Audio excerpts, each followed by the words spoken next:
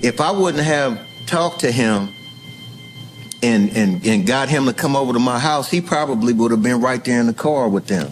You going to Vegas to the fight?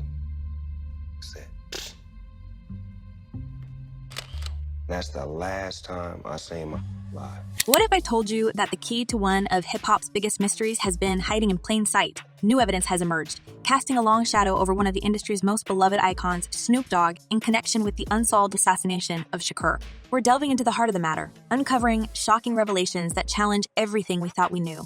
For years, fans have pondered the truth behind Tupac's tragic demise, but now, as fresh claims surface, the spotlight turns to Snoop Dogg. Could this rap legend be entangled in a web of deceit? Join us as we unravel the truth behind the headlines and explore the dark secrets lurking within the world of hip-hop. You know, when it comes to rewriting history, it's trying to rewrite history. Because when you look at it, Suge Knight's recent bombshell allegations have sent shockwaves through the hip-hop community, reigniting the flames of one of the genre's most enduring mysteries, the assassination of Shakur. In his explosive podcast collect call, Knight dropped a bombshell implying that Snoop Dogg may have had a hand in Shakur's tragic demise. This revelation, coming from someone as closely connected to the events as Knight himself, has sparked widespread speculation and intense scrutiny. Knight's accusations are nothing short of staggering. In a recent episode, he turned the spotlight onto Snoop Dogg, insinuating that the rapper may have been involved in Shakur's assassination or, at the very least, had knowledge of the events leading up to that fateful night in Las Vegas. You know, I really gotta have a real conversation with Snoop. These allegations are particularly striking given the close relationship between Shakur and Snoop Dogg. Shakur had not only provided Snoop with opportunities, but had also spoken highly of him, featuring him prominently on his iconic album All Eyes on Me. Yet, according to Knight, there seems to be more to this relationship than meets the eye. One of the most chilling claims made by Knight is that Snoop Dogg allegedly warned rapper Daz Dillinger not to accompany the Death Row crew to Las Vegas on the night of September 7, 1996. Knight asserts that Snoop's forewarning suggests prior knowledge of the impending tragedy. D was on Situation saying that Snoop told him they can't go to the fight, can't go to the club, can't go to Vegas. It's going to up because something's going to happen, basically. This revelation raises serious doubts about Snoop's innocence and raises questions about his possible involvement in the events surrounding Shakur's assassination.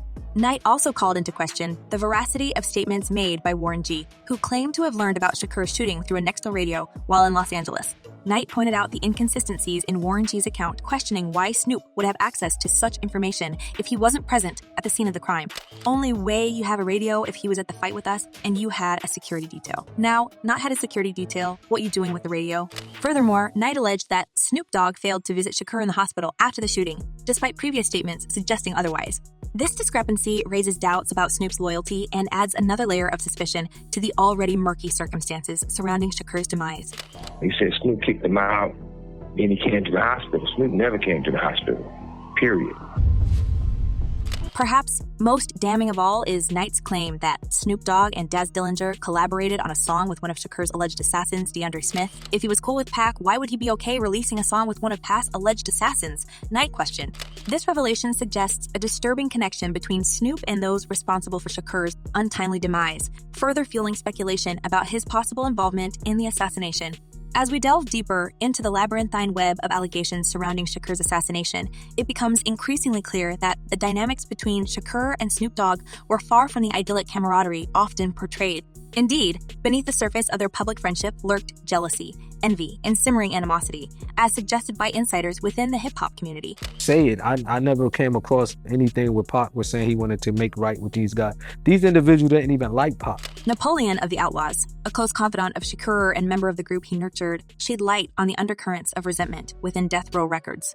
According to Napoleon, Snoop Dogg's arrival at Death Row was marked by a palpable sense of being overshadowed by Shakur's meteoric rise. Imagine if you're the biggest star on Death Row and Pac come and take all your shine, Napoleon remarked, hinting at Snoop's struggle to maintain his own prominence in the wake of Shakur's arrival. That's why you get these type of individuals always kicking dirt on Pac's name after they made their millions from doing these documentaries and stuff. One incident that underscored the tensions between Shakur and Snoop was the release of the infamous diss track, Hit 'Em Up. Snoop Dogg's recent comments about his dislike for the song and his confrontation with Shakur over its content highlighted a rift in their relationship.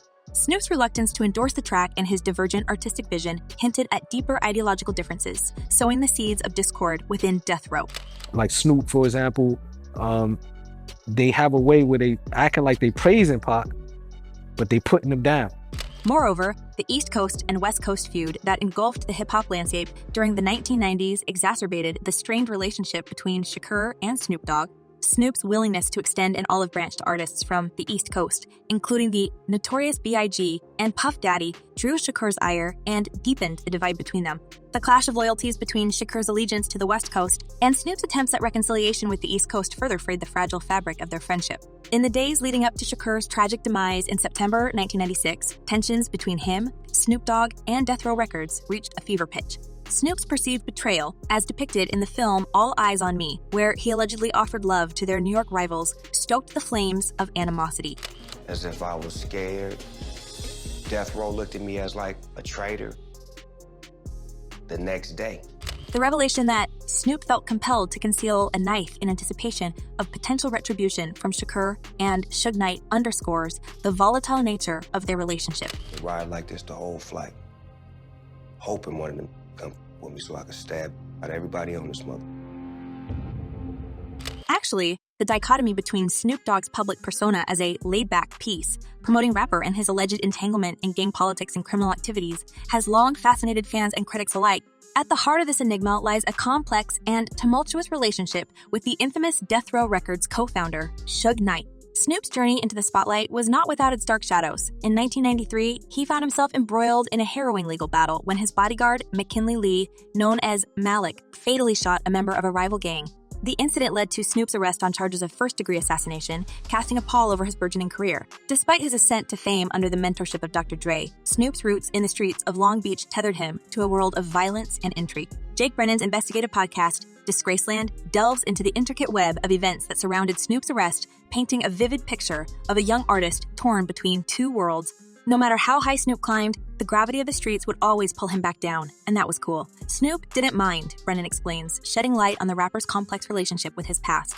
It's only happening in Long Beach right now as far as me doing something for the community because that's where my heart lies at as far as straightening out my own neighborhood before I go elsewhere. Snoop's affiliation with the Rollin' 20 Crips and his unapologetic embrace of street culture added layers of complexity to his public image. While he exuded charm and charisma on stage, his ties to gang life hinted at a darker underbelly lurking beneath the surface.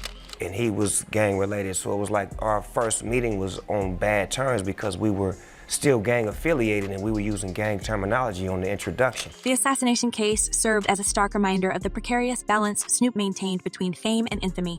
However, perhaps the most intriguing aspect of Snoop's saga lies in his tumultuous relationship with Suge Knight. Once allies in the cutthroat world of hip-hop, their partnership soured over time, culminating in Snoop's departure from Death Row Records. While media portrayals often depict their split as an amicable parting of ways, the reality may be far more contentious.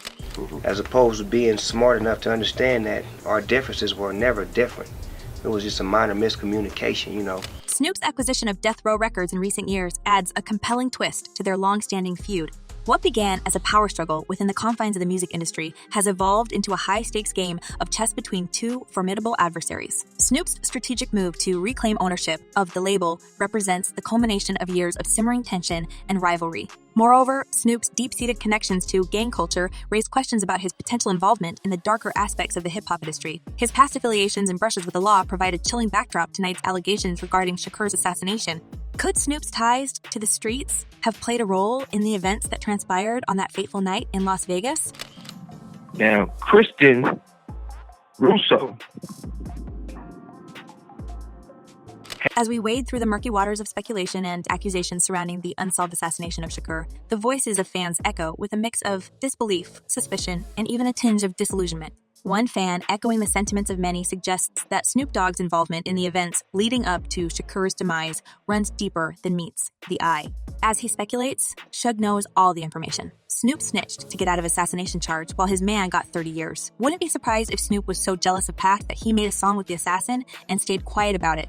This ain't his first time escaping a assassination charge. Another fan keenly observes, you could see it in Snoop's face the night Snoop impacted that interview, and they all wanted Pac out the game because he was crushing the market. As we wrap up this deep dive into the tangled web of hip-hop's most enduring mystery, we invite you, our audience, to join the conversation. What do you make of Suge Knight's bombshell accusations against Snoop Dogg? Do you believe there's merit to these claims, or do you see them as a mere smokescreen? Drop your thoughts in the comments below. Until next time, keep questioning, keep exploring, and keep those comments coming.